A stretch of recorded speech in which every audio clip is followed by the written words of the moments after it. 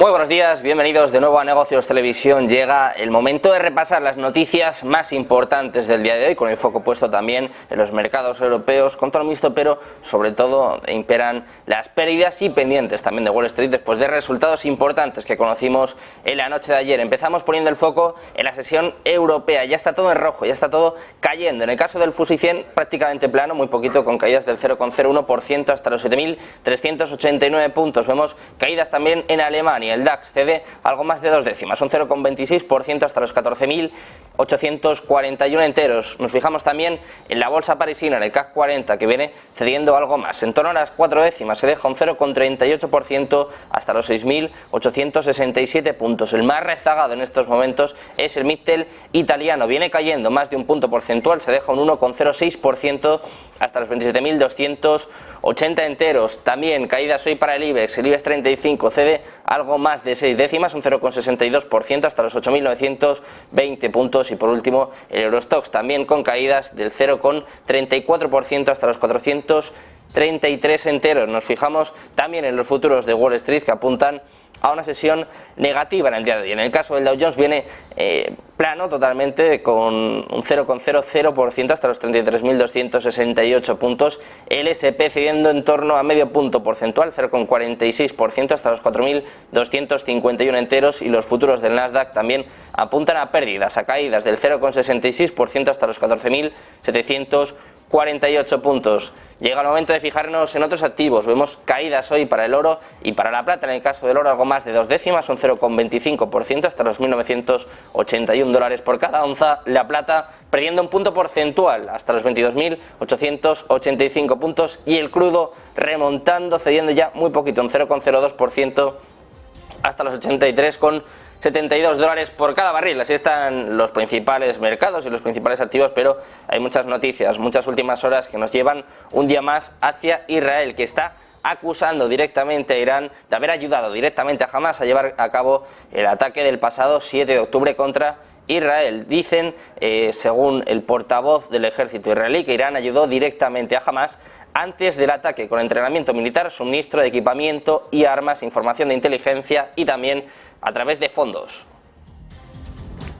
Precisamente Israel, que sigue con la escalada, sigue con los ataques, según avanzan algunas fuentes, en concreto fuentes del ejército israelí. Israel habría atacado a gran escala la infraestructura militar de Hamas en la franja de Gaza, incluidos túneles, cuarteles y almacenes de armas. Además, habrían matado a un comandante del batallón norte de Khan Yunis. Hablamos de Taysir Mubasher. Las fuerzas de defensa de Israel han dicho que han matado al comandante del batallón Khan Yunis del norte de Hamas. Hablamos de Taysir Mubasher, que en este caso habría fallecido a través de un ataque aéreo en la franja de Gaza. Según las FDI, Mubasher se desempeñó anteriormente como jefe de las fuerzas navales de Hamas y también ocupó varios puestos relacionados con la fabricación de armas del grupo terrorista. Seguimos hablando de Israel, de los ataques de las fuerzas de defensa israelíes. El teniente coronel Peter Lerner también ha advertido de que las FDI van a llevar a cabo ataques condenatorios contra cualquier grupo militante que intente aprovechar el conflicto para atacar a Israel en otro frente. Este teniente coronel ha dicho que veía toda la frontera norte con el Líbano y el territorio sirio como un gran frente. De hecho, apunta a que Hezbollah ha estado agravando la situación en el frente norte con el Líbano y que existe la preocupación de que el propio frente norte, desde Siria hasta el Líbano, aumente su hostilidad hacia Israel. Apunta además a que no tienen paciencia para tonterías y además dice que van a llevar a cabo ataques condenatorios contra aquellos que pretenden atacar a Israel. Además, ha advertido, en palabras que ya dijo el propio Biden hace apenas unos días, que todo aquel que quiera aprovechar esta situación debería pensárselo detenidamente.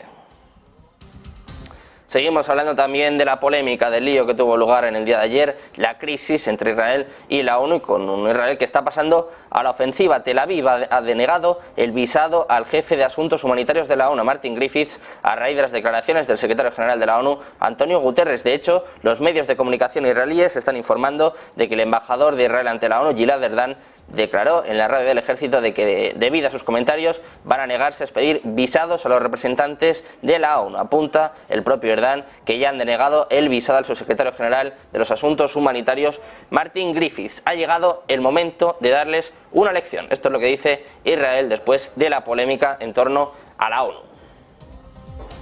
Una polémica que se sembró, una polémica que comenzó en el día de ayer con el ministro de Asuntos Exteriores de Israel, con Eli Cohen, que canceló su reunión con el secretario general de la ONU, con Antonio Guterres, después de los comentarios de este segundo diciendo que el atentado de Hamás no se produjo en el vacío. Eli Cohen denunció ayer martes al jefe de la ONU por sus críticas a la campaña de Israel en Gaza, relatando algunos detalles gráficos de los ataques de Hamás contra civiles. De hecho, le decía al propio Guterres que no sabe en qué mundo vive. Vamos a escuchar las palabras de Guterres que sembraron la discordia en el día de ayer.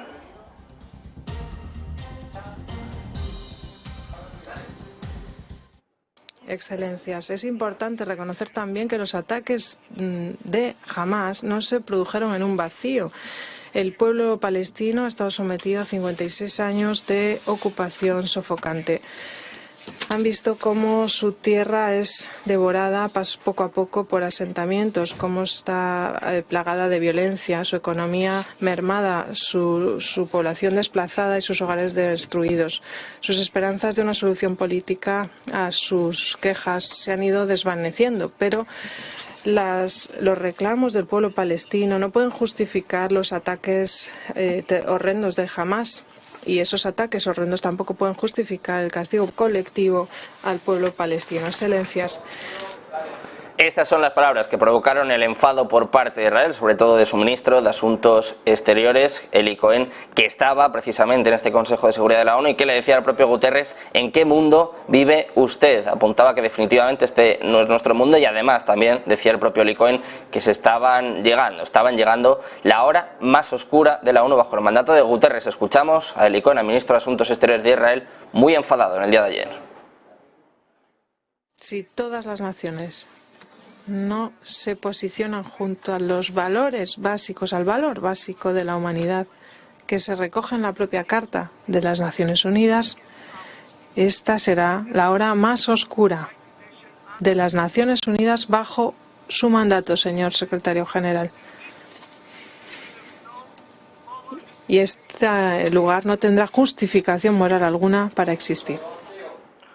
No solo estaba enfadado el hombre que veía en sus pantallas, no solo estaba enfadado el ministro de Asuntos Exteriores, también el embajador israelí ante la ONU, Gilad Erdan, denunció en Twitter el discurso impactante de Antonio Guterres, al que acusó de ser comprensivo con el terrorismo y los asesinatos de Hamás.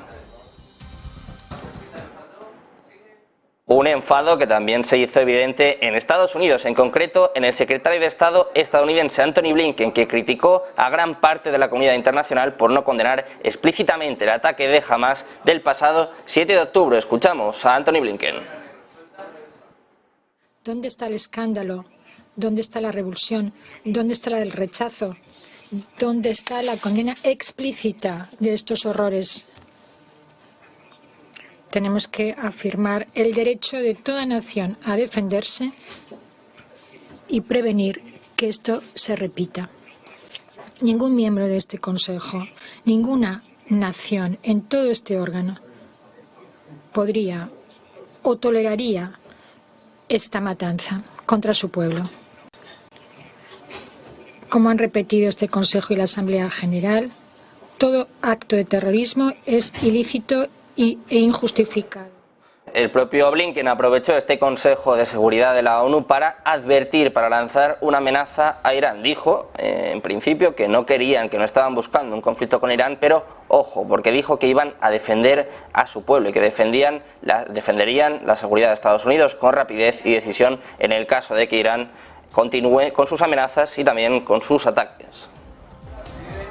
Seguimos con más noticias. Naciones Unidas, Estados Unidos y Canadá piden y urgen una pausa humanitaria en la guerra entre Israel y Hamás para permitir entregas seguras de ayuda a los civiles que carecen de alimentos, agua, medicina y electricidad en la zona. La presión internacional para que se envíe ayuda sin obstáculos a Gaza aumentó cuando el Ministerio de Salud del territorio costero gobernado por Hamás dijo que los ataques aéreos israelíes habían matado a más de 700 palestinos durante la noche. El portavoz del ministerio ha dicho que esta era la cifra de muertos más alta en 24 horas durante el asedio de de 2 semanas de Israel. Las agencias de la ONU están suplicando que se permita la entrada de ayuda de emergencia a Gaza sin obstáculos, diciendo que se necesitan más de 20 veces las entregas actuales para apoyar a los 2,3 millones de habitantes. Estados Unidos está negociando con Israel, el vecino Egipto y la ONU para facilitar las entregas de emergencia a Gaza, pero han discutido sobre los procedimientos para inspeccionar esta ayuda y los bombardeos en el lado de la frontera de Gaza. Estados Unidos, que está pidiendo una ayuda humanitaria, una pausa humanitaria, pero ojo, porque también se está preparando para el peor escenario posible. Este escenario significaría que Estados Unidos tendría que evacuar a cientos de miles de ciudadanos estadounidenses de la región. Esto significa que cientos de miles de ciudadanos estadounidenses serían evacuados, más o menos los 600.000 que se encuentran en Israel y el Líbano. Esto es lo que dice Washington Post, citando a 4 funcionarios involucrados en el desarrollo de ese plan. Los altos funcionarios mantienen ese plan en secreto para no crear pánico entre los ciudadanos estadounidenses. Israel, hay que reiterar que de momento todavía no ha lanzado una ofensiva terrestre en la franja de Gaza y supuestamente ha sido sugerido por parte del liderazgo estadounidense, que está preocupado por la seguridad tanto de los rehenes retenidos por Hamas como por sus propios intereses en el Medio Oriente. Ciertamente, los ciudadanos estadounidenses, como es evidente, se encuentran entre ellos y además existe un temor justificado de que si las fuerzas de defensa de Israel entran en la franja de Gaza, el conflicto se va a extender y va a involucrar a casi todos los países circundantes.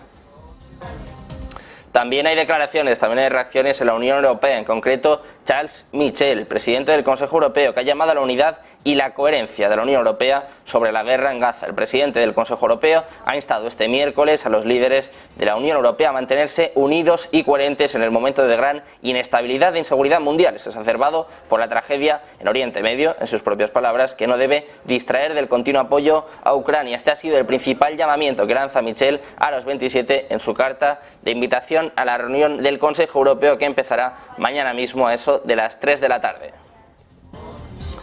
Seguimos pendientes también a los ataques a bases estadounidenses. En concreto, los funcionarios de inteligencia estadounidense tienen alta confianza en que la explosión en un hospital de Gaza la semana pasada fue causada por un cohete palestino que se rompió en pleno vuelo y no por Israel, a que están de alguna forma excusando. Los palestinos y los estados árabes dijeron que un ataque aéreo israelí alcanzó el hospital, pero Israel dijo que esta explosión fue causada por un lanzamiento fallido de un cohete por parte del grupo militante palestino Yihad Islámica, que eso sí, ha negado también su responsabilidad. El presidente estadounidense Biden dijo un día después del accidente que la explosión parecía ser resultado de un cohete errante disparado por un grupo terrorista, haciéndose eco de esta forma de la opinión que ya está emitiendo Israel unas horas después de este ataque al hospital.